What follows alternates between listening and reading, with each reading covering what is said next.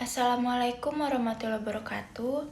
Perkenalkan, nama saya Fidela Caroline dari kelas manajemen 23A dengan NPM 2341198. Di sini saya akan memaparkan sedikit materi mengenai ekonomi makro.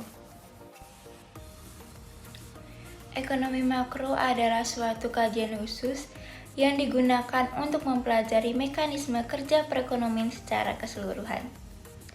Ekonomi makro meneliti fenomena ekonomi yang lebih luas, seperti tingkat pengangguran, pendapatan nasional, tingkat pertumbuhan ekonomi, inflasi, dan tingkat harga. Tujuannya untuk memahami berbagai peristiwa ekonomi, merumuskan, dan memperbaiki suatu kebijakan ekonomi. Dikutip dari laman The Economic Times, ekonomi makro adalah cabang ilmu ekonomi yang mempelajari perilaku dan kinerja perekonomian secara keseluruhan. Ekonomi makro berfokus pada perubahan agregat dalam perekonomian seperti pengangguran, tingkat pertumbuhan, produk domestik, bruto, dan inflasi.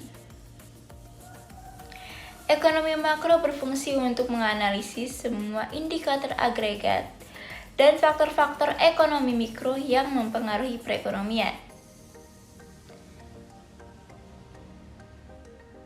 Tujuan ekonomi makro. Yang pertama, memahami pertumbuhan ekonomi suatu negara.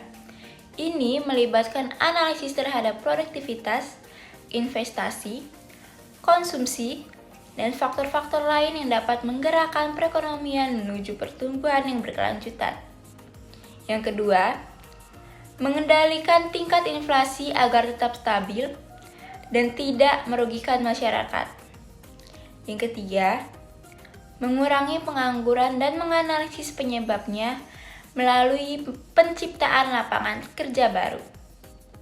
Yang keempat, mengatasi ketidakseimbangan ekonomi seperti defisit anggaran, defisit perdagangan, dan ketidaksetaraan pendapatan. Dan yang kelima, mengoptimalkan kesejahteraan masyarakat secara keseluruhan. Ini melibatkan menciptakan kondisi ekonomi yang memungkinkan untuk pertumbuhan yang berkelanjutan, stabilitas harga, dan lapangan kerja yang cukup. Permasalahan ekonomi makro di Indonesia. Ekonomi makro juga memiliki kaitan yang erat dengan persoalan keuangan negara. Hal ini karena konsep ini mampu memberikan pengaruh terhadap stabilitas harga, pencapaian keseimbangan, tenaga kerja, dan pertumbuhan ekonomi. Namun, pada konteks bisnis di Indonesia, ada beberapa persoalan ekonomi makro yang sering muncul. Pertama, adanya permasalahan pada perbankan dan kredit macet. Kedua, adanya krisis nilai tukar dalam negeri terhadap utang luar negeri Indonesia. Dan yang ketiga, adalah persoalan tentang pengangguran dan kemiskinan. Dan yang terakhir, permasalahan ekonomi makro yang sering muncul pada konteks bisnis adalah menyoal pertumbuhan ekonomi itu sendiri. Sekian materi yang dapat saya sampaikan mengenai ekonomi makro.